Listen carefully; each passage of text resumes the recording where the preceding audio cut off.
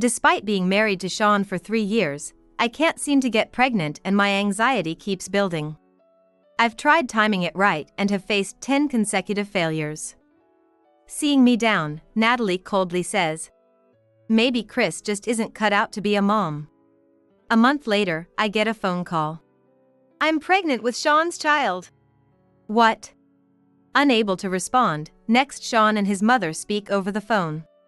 "I'm going to marry Natalie." A wife who can't even bear children is just dead weight. Their harsh words tear through my heart. I understand. I'll prepare the divorce papers. I'll be staying at Natalie's place for a while. She's got morning sickness and I need to be there for her. After the call ends, I just stand there, stunned, holding my phone. Before I know it, tears are streaming down my cheeks. In my heart, I swear revenge on Sean and Natalie. They dared to trample on my heart. Don't think this is over. I will bring them down to the depths of despair. My name is Chris, a 42-year-old housewife. I met Sean at work and we got married after 3 years. We worked in the same department after he transferred a few years ago. Gradually, I was drawn to his efficient work and diligent nature. Eventually, Sean asked me out, and we got married the following year. Approaching 40, I told Sean I wanted children soon, and he agreed. Having moved to the city right after high school due to my parents not getting along well, I was determined to build a new family on my own. Everyone around me was having children naturally, so I thought it would be easy for me too. But that was a big mistake. Both Sean and I love children, and every time a colleague announces a pregnancy, I can't help but feel envious. One of my subordinates just had his second boy. He's thrilled, but his wife really wanted a girl.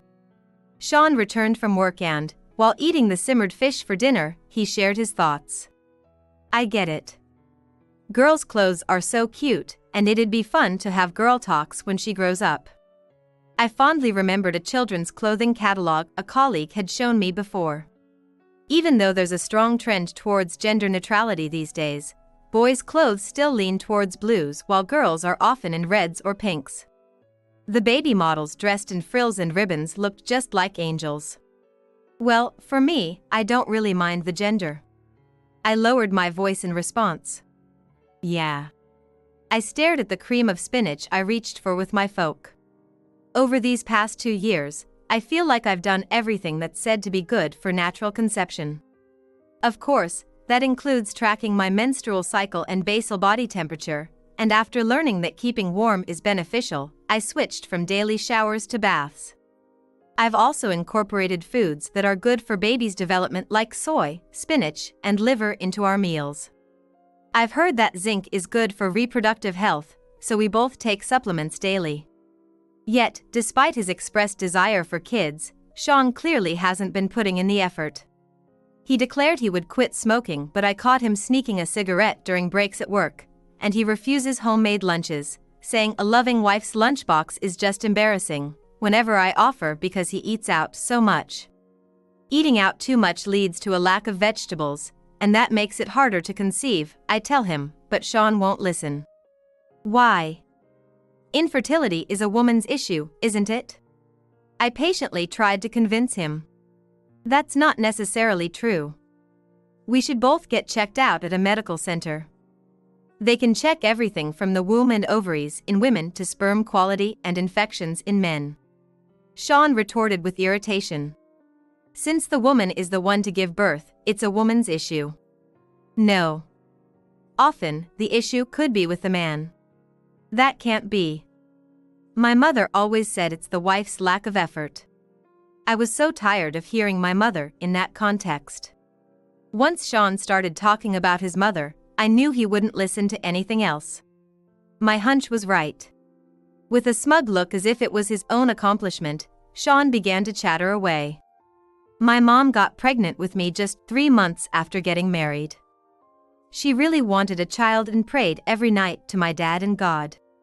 Huh? According to Mom, the reason you're not pregnant is because you're not grateful enough to me or God. I almost laughed at that. I understand the eagerness to hold a grandchild with everyone around having one, but I wish she would just leave us alone for a bit. However, it seems like venting to Sean wasn't enough for my mother-in-law. She started driving an hour to our place. She'd show up unannounced on weekends, take over the living room from 5 a.m. until after dinner, and roll with laughter watching TV. "Where's my tea refill? Bring some snacks, can't you? You're not very thoughtful." When she bosses me around like this, it honestly makes me sick. I've had to cancel plans more than once or twice because I was stuck listening to her chatter. "I need your mom to stop these unannounced visits, Sean." Finally, I couldn't take it anymore and pleaded with Sean. She bosses me around and criticizes my housekeeping. And the constant pressure about when we're gonna have kids is just too much. Even my heartfelt plea didn't seem to resonate with Sean. He snapped back irritably. "My mom is just trying to help you with her advice. You just don't get it. Your mom's visits are a huge burden. Stress is the worst enemy of trying to conceive." As I persisted, Sean's expression changed. "You're blaming my mom for our infertility? It's that kind of attitude that's why we don't have kids." "That's terrible, you don't need to say it like that." I couldn't help but tear up, and Sean clicked his tongue and went off to his room. But the next morning, he came to me, looking sorry. "I'm sorry about last night. You know, Mom has been living alone since Dad passed away a few years ago. She's just lonely and wants to see her grandchild soon," Sean said softly. In my heart, I muttered. "So, you're telling me to just put up with it?" I want to complain, but I don't want things to get ugly with Sean, who might someday be the father of my child. With that thought, I always end up holding back what I really want to say. One day, after a while, I met my best friend Natalie at a cafe, and we had a great time chatting. Natalie, who has been my best friend since high school, worked as a web designer for a local company before going independent. She moved to the city around the time I married Sean. She's now contracted with major corporations, including Sean's team, working on important projects. After getting married, I transferred to a different department from Sean's, so I don't know the details, but Natalie is talented and competent, and she's highly regarded by her coworkers. Speaking of which, is your mother-in-law still the same? After the machine gun talk, she asked, and I vented over tea. She's living alone on her pension, so she probably has time to spare, but she drops by on weekends without notice. At least twice a month. Wow, that's a lot. Right? After 2 years, it's just too much. Why don't you just divorce him? Sean always sides with his mom, doesn't he? Natalie said casually, and I just chuckled. I don't like my mother-in-law, but I like Sean. And then I continued. Sean wants a baby too. He says he wants a little girl who looks like Chris, with fair skin and big eyes. Natalie narrowed her eyes slightly. For now, I'm planning to try timing it right and give it 10 consecutive tries. If that doesn't work, maybe I'll visit a specialist. That might be a good idea. You know what? What? I could help mediate. She suggested to my surprised face. You know I lived with my difficult grandmother. Maybe I can talk to your mother-in-law too. I appreciate it, but can I really ask you to do that? Don't be silly. We're close, aren't we, Chris? Natalie's bright smile gave me the push I needed. Then I guess I'll ask for your help. Unlike me, who's shy, she's always been sociable and can make friends with anyone. It might just work out. As we were about to say goodbye outside the cafe, Natalie remembered something. Oh, right. Starting next week, Sean will be working from my place. What? You know, because of the overtime regulations. He'll continue the work that can't be finished at the office at my house. I was definitely taken aback. But, Natalie, you live alone, right? I mean, I trust you, but... Natalie burst out laughing. Oh, come on, Sean's not my type at all. Okay. I muttered, looking down. Natalie assured me firmly. I'm not so desperate that I'd hit on my best friend's husband. Remember the boyfriend I introduced you to? We're still very much in love. Right. I apologized, and Natalie smiled warmly. Relax, it's really just work. Okay. Sorry. The next day, I discreetly asked an acquaintance who works in Sean's department, and it turned out he really did have permission to take work home. If it's true, then it can't be helped. All I can do is trust Natalie and Sean. The following weekend, when my mother-in-law suddenly visited, I messaged Natalie. When I introduced her as my best friend, my mother-in-law initially played nice, but eventually showed her true colors. Chris! Don't make Sean fold laundry. Let him rest on the weekends at least.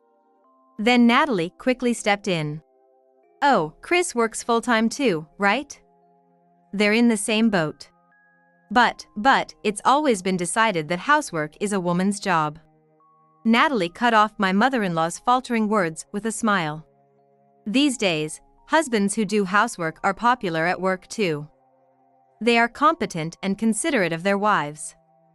That makes them popular from their bosses to their subordinates. Right, Sean? When Natalie turned the conversation to him, Sean looked a bit troubled but intervened on behalf of his mother. Mom, I appreciate how you feel. But I've decided with Chris that we're sharing the household chores. He then began to fold the laundry. In front of his mother, Sean even hates taking away the used dishes, so this was a big step forward. Another time. His mother brought up that Sean's cousin just had their third child and sighed heavily. Chris, are you not having children just to spite me? That's not it. Then Natalie said cheerfully. Mother, you need to relax a bit more or you'll get more wrinkles. The mother-in-law, with eyes wide, heard Natalie continue with an easy smile. It makes sense. Sean is handsome, you are beautiful after all. But if you keep being hard on your daughter-in-law, you'll only get more wrinkles and gray hair. Startled, the mother-in-law touched her face and hair, then fell silent before speaking. Instead of getting angry, her response was unexpected. You're funny. You're much better than gloomy Chris. Really? Thank you. Natalie smiled politely, and Sean, beaming with pride, pulled her close. Natalie is an important business partner of mine. Oh, sounds like work will be productive. After that, my mother-in-law, leaving me out, cheerfully chatted away with Natalie and left in a good mood. Sean excitedly said, Thank you, Natalie, for keeping my mom entertained. Don't mention it. I'm here to chat anytime you need. Then Sean looked at me with a sarcastic smile. This one always manages to upset Mom. Always does things that get on her nerves. Chris is just a bit clumsy. Sean and Natalie chuckled, and I blushed. Of course, Natalie meant no harm, and I knew I should be thankful since she helped me out. But being mocked by the two of them for trying to close the gap with my mother-in-law left me feeling a bit uneasy. Whether Natalie's approach worked or not, after that, my mother-in-law's visits abruptly stopped. At the same time, Sean's work became even more demanding, and he started spending most weeknights at Natalie's place, working until late. One day, Sean, looking very serious, made a proposal. I think I'll cut back on alcohol and cigarettes. I want to watch my diet too, so could you make me lunch? I was surprised by the sudden change of heart, but if he was serious about trying for a baby, it was more than I could hope for. Of course, leave it to me. After that, I started making lunches for two eagerly. However, even though we tried at the most likely times to conceive, there was no sign of pregnancy. After work, I met with Natalie and tearfully shared the situation. 10 tries and still nothing. What's going wrong? Natalie, sipping her herbal tea and crossing her arms, gave a wry smile. Maybe Chris, you just aren't meant to be a mother? I stared at her in shock. Why don't you just give up? It's unfair to Sean. But Sean wants kids too. And my mother-in-law. So? Just do what you want. Natalie said irritably and stood up. I still have work to do. I'm off. Oh, okay. Sorry for keeping you while you're busy. As I walked home puzzled by Natalie's grumpiness, I told Sean, and he looked exasperated. Failed again? I've been helping out despite being busy. When are we going to have a child? It sounded like it was all my fault, and it stung. Let's just go to a fertility clinic to find out if the issue is with either of us. It seems like natural conception is going to be tough for us. Sean's eyes widened at my words. No way, that sounds like a hassle. It's definitely your fault anyway. It's a waste of money and time. Afraid it might be you? Sean glared at me, but I met his gaze without backing down. Shut up. I just hate the whole idea. As our arguments increased and the atmosphere grew tense, about a month later. As I finished preparing dinner and waited for Sean's return, I got a call from Natalie. What's up? Oh well, guess what? I'm pregnant. Wait, Natalie is pregnant before me. I was heartbroken, but I forced a cheerful voice. Congratulations. Is it the boyfriend you mentioned before? No, I broke up with him a long time ago. Oh, I see. So it's someone else. Yes.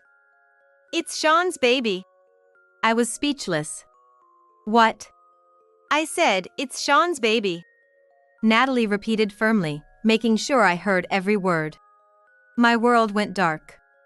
The two people I trusted most were having an affair.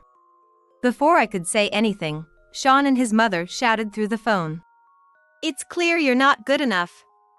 So, we're getting divorced. I'm going to marry Natalie. A wife who can't have children is just dead weight. I want you out of my sight quickly. Their cruel words tore through my heart. I understand. I'll prepare the divorce papers. I'll be staying at Natalie's place for a while.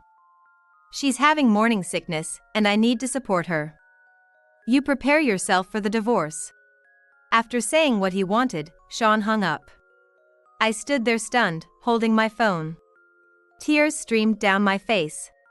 Not from sadness, but from sheer frustration. My body shook with anger. I had never been so furious in my life. I bit my lip so hard I almost drew blood and swore in my heart to Sean and Natalie. You dare trample on my heart. Don't think this will just go away. I'll make sure you hit rock bottom. As Sean instructed, I prepared for the divorce and waited a week, but heard nothing. When I called his cell, Natalie answered again. We're at his mother's house right now. Sean doesn't want to go back to you. He doesn't even want to hear your voice. It's funny, considering how lovey-dovey you two were at your wedding 3 years ago. Natalie spoke with dripping sarcasm, but I responded in kind. I don't want to see Sean's face either. But I do want to discuss our future, so I need him to come back just once. If you don't want to see his face, why don't you just leave the house? I'll live here with your mother-in-law and Sean, just the three of us. Oh, are you buying it? It's probably about $600,000. It's a 4-bedroom home on a southwest corner lot with a large yard and parking. Huh? I smiled thinly, wondering if she was even listening.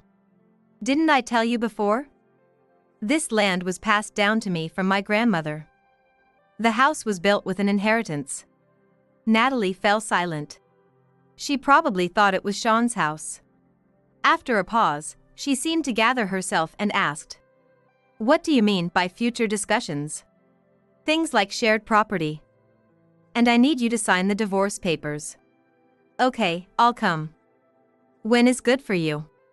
I smirked to myself as she took the bait. While holding back laughter, I explained in a matter-of-fact tone. Could you come next weekend? It seemed Sean and his mother, who must have been listening in the background, agreed because Natalie answered. All right. I'll bring Sean and his mother with me. Yes, I'll be waiting. While inwardly frustrated at how well Natalie seemed to fit in with my mother-in-law, I reminded myself to be patient just a little longer and waited for the weekend. 2 weeks later, after making various preparations, Sean, Natalie, and his mother arrived at the appointed time with triumphant smiles. I invited the three of them into the living room and asked Sean directly. So, Sean, you plan to marry Natalie after our divorce, right? Yeah. It would be sad if the baby didn't have a father. Sean is really a kind person. Chris, you don't deserve him. His mother said, admiringly puffing up her chest. Kind people don't cheat on their wives with their best friends and then have a child, do they? I wanted to retort, but it seemed pointless to argue properly, so I just muttered it in my heart. But let me say this. While pretending it was just work, it turned into that kind of relationship, huh? As I sighed, Natalie gloated. I swore it when I met you at Chris's wedding. No matter what it took, I was going to take you from her. When we started working together, I felt like fate was on my side. She grinned wickedly and whispered in my ear. Here's something interesting. Chris was dumped by her boyfriends in high school and college because I aggressively pursued them. Natalie's vulgar smile spread across her face as I stared in shock. I badmouthed Chris to her boyfriends during our double dates. They quickly fell for me instead. Your boyfriends were just that pathetic, poor thing. Natalie laughed heartily. But well, can't help it. Everyone just falls for me. Yeah, I get it. Natalie, unlike Chris, you're beautiful and funny. No wonder Sean fell hard for you. Sean's mother chimed in, wrapping her arms around Natalie and laughing excitedly. I've really taken a liking to this girl.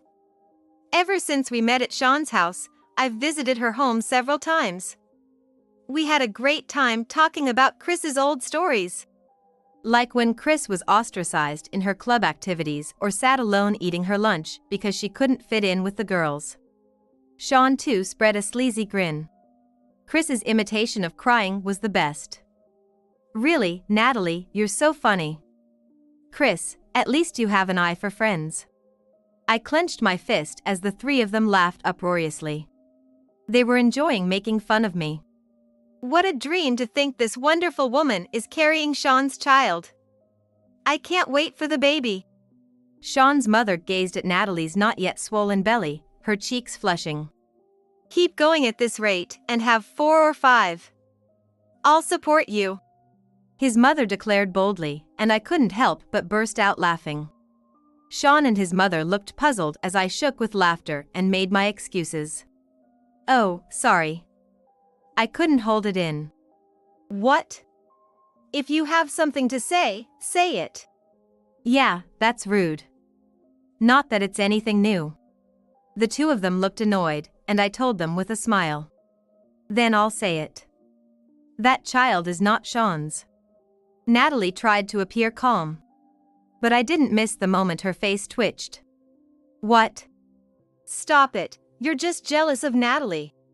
Faced with their skepticism, I decided to show them the proof. I laid out the documents sent from the hospital on the table. Sean looked annoyed, his mother frowned, and Natalie appeared uneasy as they all leaned in to look at the papers. Sperm count, 0. It's called azoospermia. Sean has male infertility. So even if Natalie had a relationship with him, it wouldn't result in a child.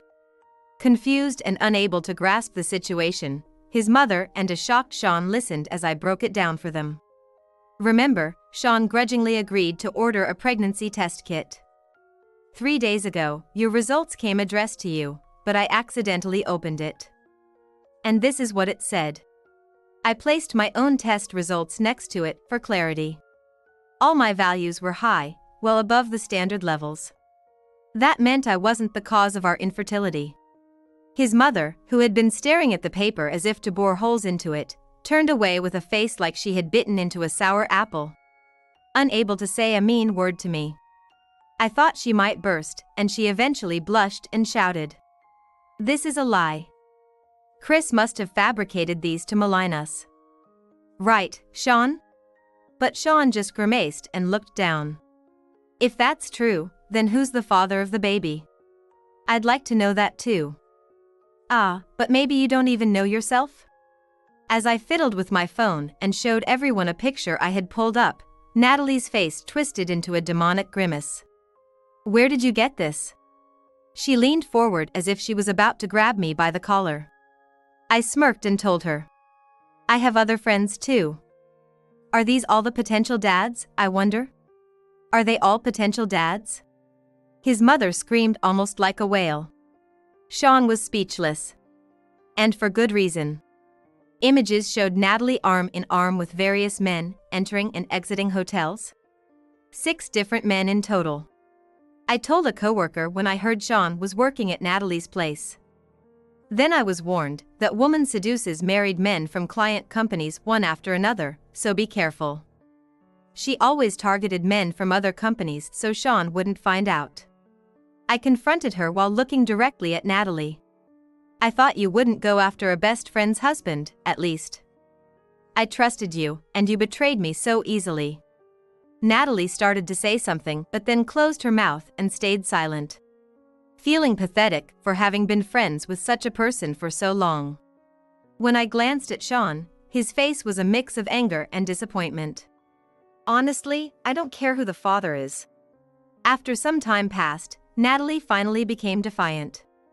She clung to Sean and spoke in a sugary tone. I chose Sean.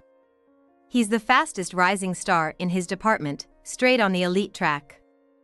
And I get along with your mother so much better than Chris ever did. I'm absolutely better for Sean than Chris. Natalie. Sean frowned. Then, his mother, with a forced smile, spoke to Natalie.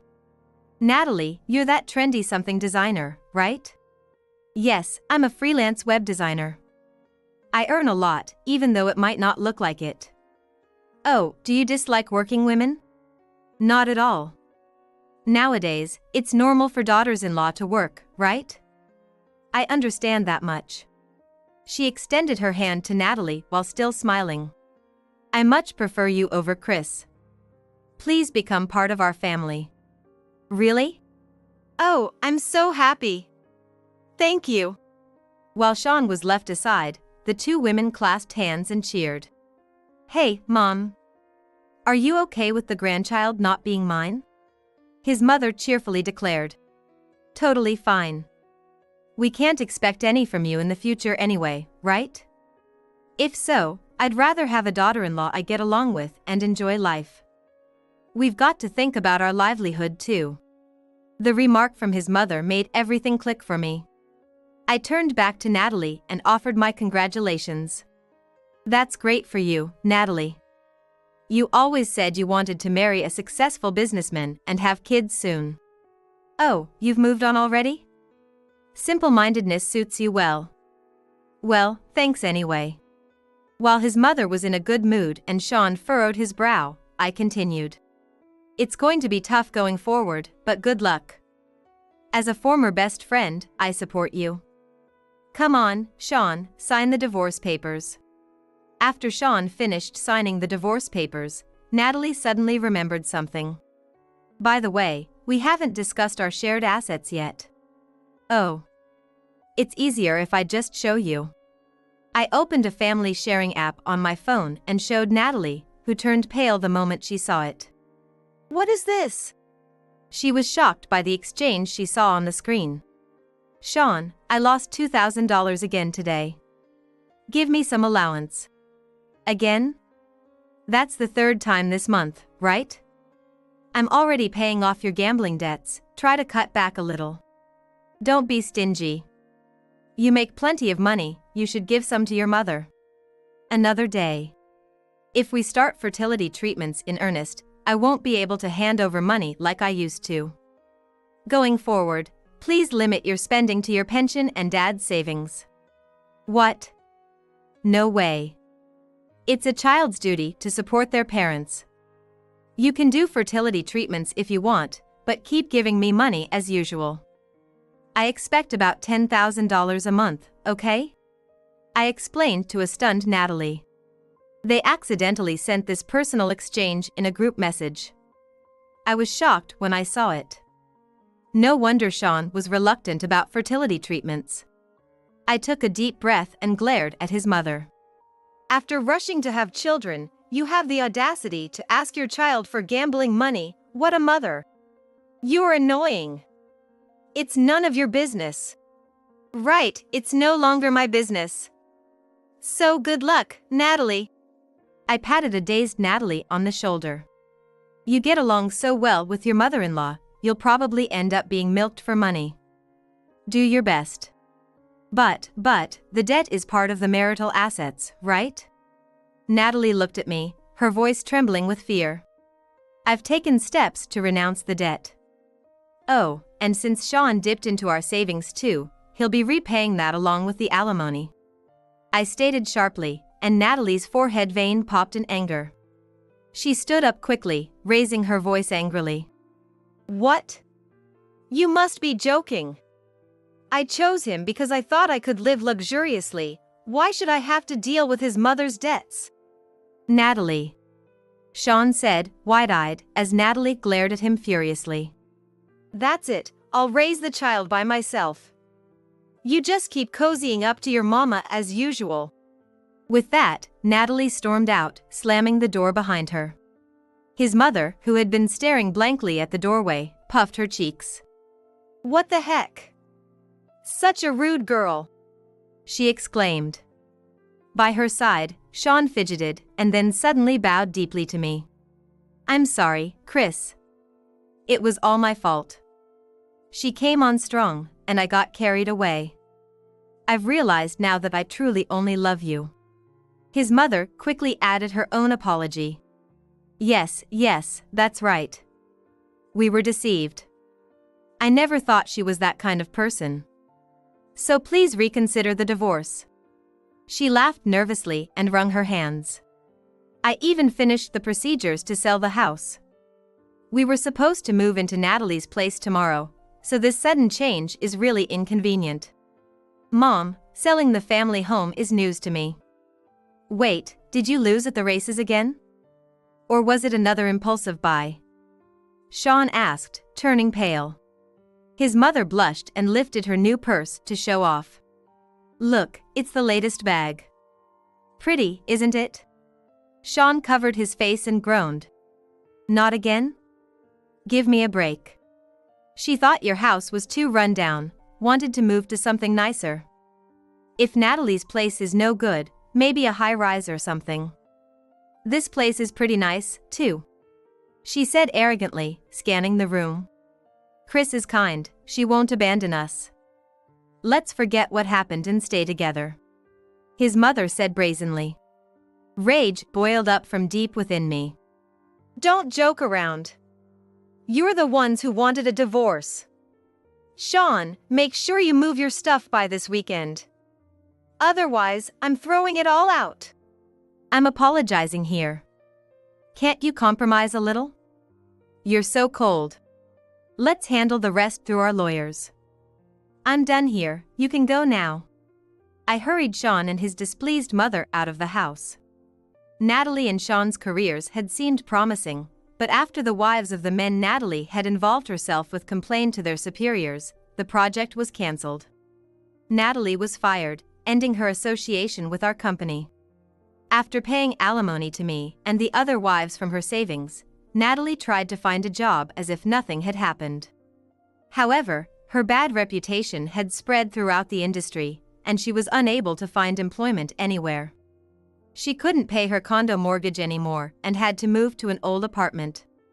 After giving birth, she placed her baby in daycare and struggled to make ends meet by working multiple part-time jobs. Sean, too, found it uncomfortable to stay at his job after his affair was exposed and quit. To pay for his mother's shopping habits, he reluctantly sold their family home and moved with her into a shabby apartment. After changing jobs to a smaller company, Sean depleted his savings compensating me for our joint savings and paying alimony, making his life even harder. His mother didn't help around the house and indulged in gambling instead. Constant fights between mother and son led their landlord to threaten eviction due to noise complaints. Freed from the obsession of having to have children quickly, I felt lighter. I returned to full-time work and threw myself more into my job than ever before. The following year, I was promoted to supervisor. Eventually, a younger colleague proposed, and after dating, we got married. Soon after, I became pregnant and was blessed with a lovely daughter. My in-laws were wonderful people, and now I have a warm and loving family. Through interactions with my adorable child, my in-laws, and my husband, I cherish my daily happiness.